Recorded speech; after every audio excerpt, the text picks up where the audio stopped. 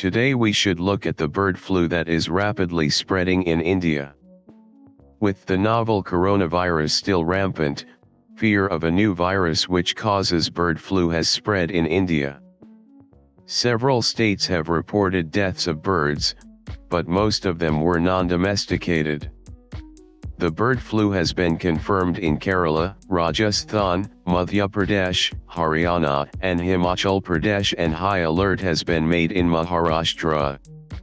Now we should take a look at the type of infection it causes. Bird flu, avian influenza, is the viral infection that is reported mostly in birds, but it has impact on humans and other animals. The most common strain of the virus that causes severe respiratory disease in birds is H5N1. Various other strains like H7, H8 cause infection.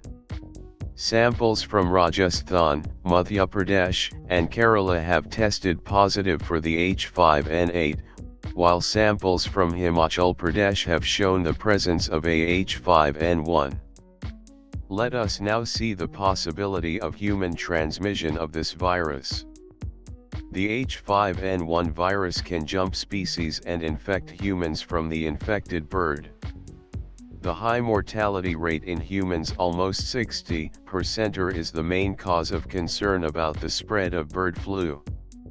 In its present form, human-to-human infection is not known. Human infections have been reported only among people who have handled infected birds or carcasses.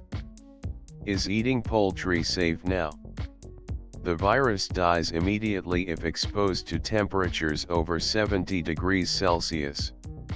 In India, poultries are eaten well cooked, which sees them being exposed to over 100 degrees Celsius. Thus the chances of humans contracting the virus from eating chicken and eggs is extremely rare.